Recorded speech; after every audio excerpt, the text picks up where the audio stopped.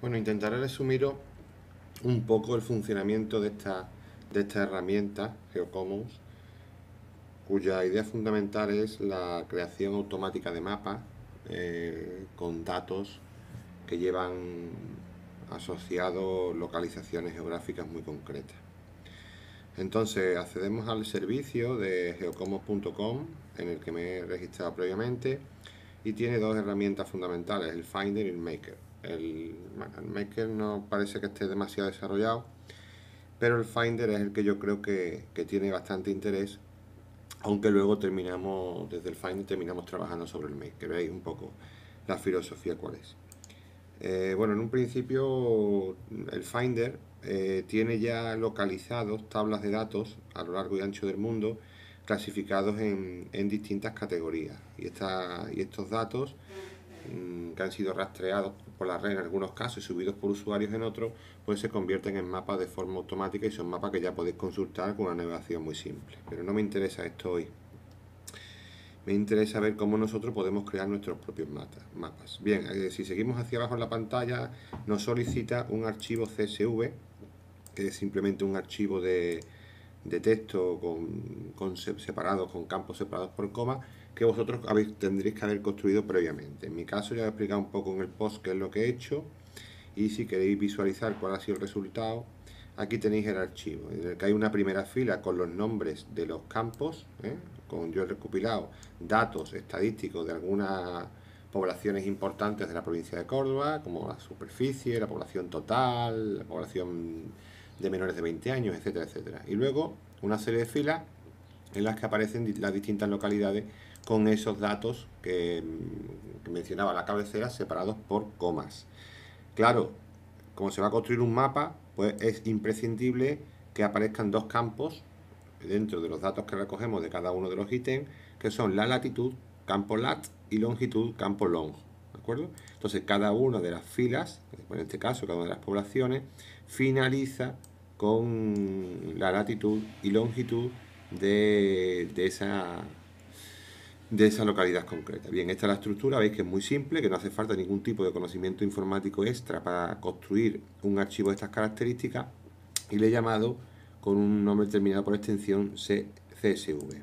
Pues ese es el archivo que en este caso pues tenemos que subir al servicio. Ahí lo tengo, el Cleanet, y pulsamos sobre Upload. Bueno, en este caso me pide algunos datos básicos sobre los datos que hemos subido, una especie de título.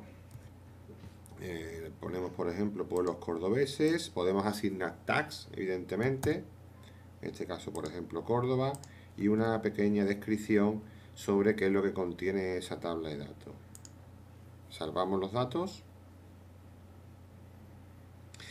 Bueno, aquí se nos muestra un resumen estadístico con algunos tipos de datos, una media, desviación y demás, de lo que hemos subido. Pero lo que más me importa ahora es cómo construimos, a partir de los datos que nos ha subido y que ha reconocido el sistema, cómo podemos construir un mapa interactivo. Bien, muy fácil. En este caso tenemos aquí un botón que es Make a Map, crear un mapa a partir de estos datos. Pulsamos sobre él y nos lleva automáticamente, nos desplazaría al servicio de Maker, ¿de acuerdo? Y nos pide algunas cuestiones muy básicas y que se resolverán de forma casi automática. En un principio nos pide cuál de los datos de los que hemos cargado dentro de la tabla es el que va a servir de referencia en el mapa para mostrar los datos en mayor o menor medida. En este caso, por ejemplo, podemos echar mano de la población total. Usamos la población total. Siguiente paso, bueno, aquí tenemos muchas más posibilidades que tampoco vamos a parar. Podemos elegir también colores y finalizamos. Hay una posibilidad de navegación a través del mapa. Si os dais cuenta, ahora mismo lo que ha hecho ha situado cada una de las poblaciones donde se encuentra y el círculo, la leyenda, le ha dado el tamaño correspondiente a la amplitud del dato, pero si hacéis clic sobre cualquiera de ellas, en este caso, pues os enseña de esa localidad todo el resto de datos estadísticos que hemos aportado. Hay muchas más posibilidades. Por ejemplo, podemos elegir el mapa base que va a dirigir en este caso la visualización. podemos decir que sea un mapa relacionado con típico mapa de carretera, bien los mapas de Google o los de Microsoft. Y bien, ahí podemos seleccionar un montón de cosas más.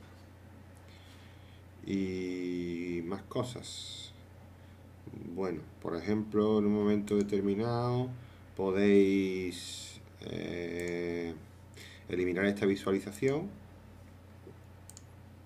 porque no nos interesa mostrar por población, sino a lo mejor por el envejecimiento de la población. Pues en este caso, lo único que tendríamos que hacer es volver a añadir los datos al mapa. Nos muestra por defecto nuestra tabla de datos, la añadimos al mapa,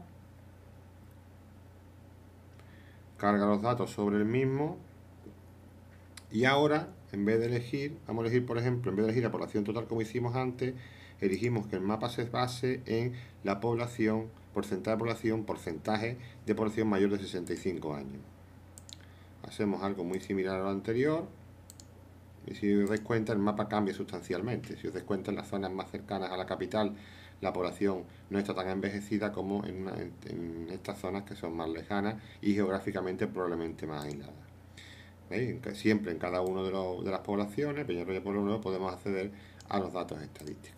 Bien, esto por supuesto se completa con muchísimas más posibilidades y opciones, pero yo creo que nos da una idea bastante aproximada del potencial que se despliega con esta herramienta.